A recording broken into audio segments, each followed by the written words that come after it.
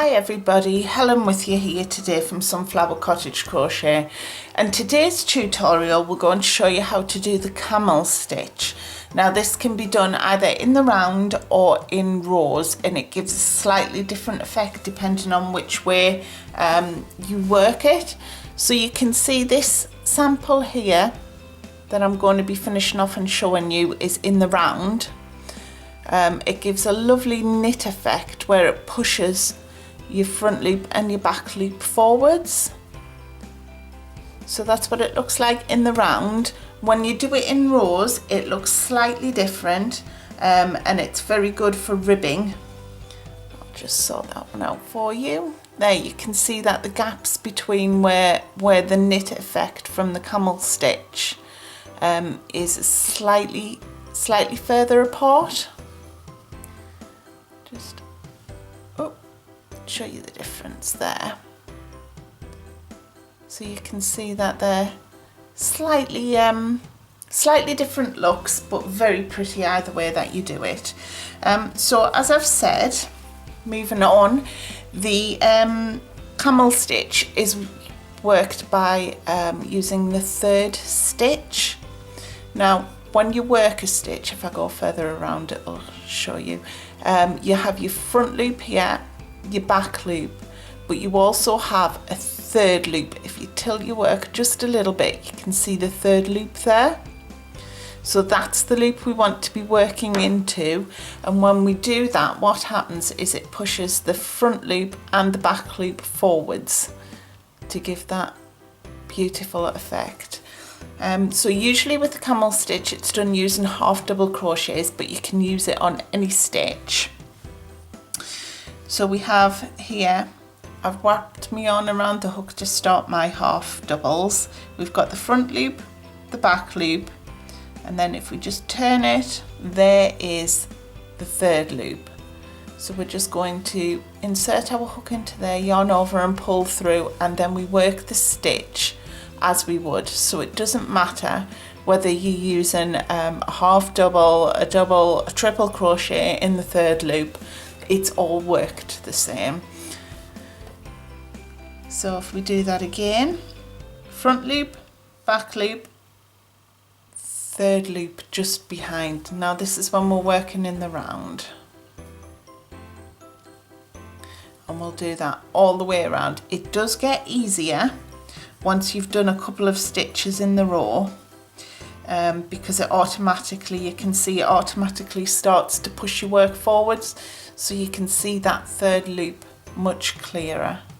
So you just work your stitch into that third loop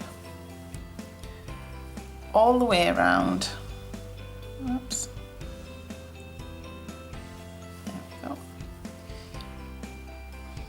Sorry, the yarn split a little bit there. All the way around, and then we'll slip stitch it as you ordinarily would any other row. I'll just work my way around to the end there. So we're just going into that third loop. You can see it's pushed the front loop and the back loop forwards, and then we work our half double crochet, back loop, half double crochet. You'll know whether you've got the right loop or not, because if you've accidentally picked up the back loop you won't see the V sitting forward.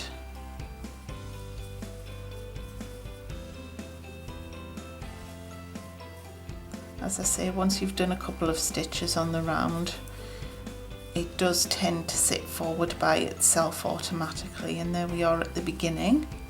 So I'm literally just slip stitching to join, chain 2, and then we can start working the third stitch. So that first stitch of the round can be a little bit tricky, and you might need to manipulate the wool a bit further than what you did the first time. So here we have the V with the front loop and the back loop, and if we turn it round, there is the third loop. So I'll just insert my hook into there and work the double crochet, and then do the same in the next stitch and do that all the way around, and that's how you do that camel stitch in the round. You can see the effect that it's given there. Our Coffee Beanie Cozy Patterns tends to use a couple of rows of camel stitch throughout in the round, so that's the way that's worked. So when we work camel stitch in rows, you can see that it gives a slightly different effect because the ridges that are created with the front and the back loops are further apart than what they are when you work in the round. So it gives two different effects, but you can see why this would be makes really pretty ribbon, and you'll find that we've used this particular stitch around, for instance, the cuffs on our robin stocking, and also on some of the robin garments, the poncho and cardigan that we have coming out soon. So in order to work it in rows rather than rounds, it's ever so slightly different because you are turning your work at the end of every round. So what we need to do is, you'll have your foundation row, your initial row, which will always be a basic stitch because you can't camel stitch the first row. Chain 2,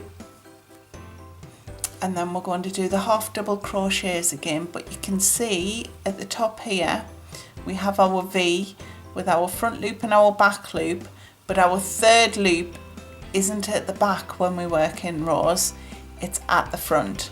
So you just need to go from the underneath to catch that loop,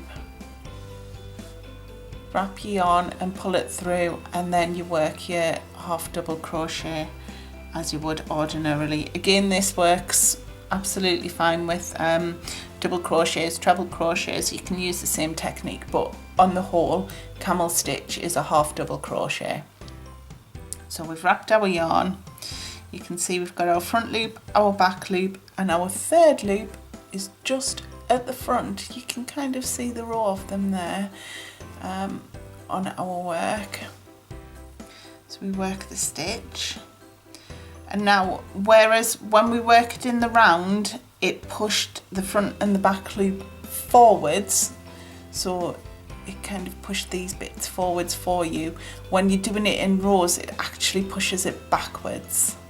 So that's where you can see your front loop and your back loop being pushed.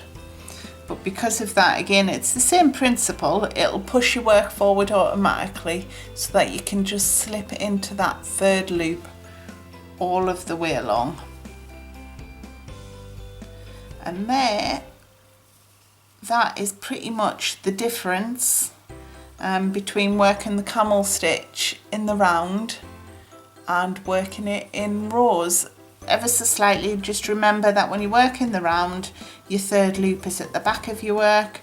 When you're working it in rows, your third loop is actually at the front of your work, and it'll push the front loop and the back loop back instead of forwards. There you go. I hope you've enjoyed this tutorial today. If you have, please feel free to give us a thumbs up and hit the bell icon to follow us. As always, you'll be able to find us in all of the usual places, on the blog at sunflowercottagecrochet.com, and Ravelry, Etsy, all the usual places where you can have a look at the patterns. And if anything takes your fancy where you can use the camel stitch, please feel free to have a go and share your projects with us. Take care. Bye.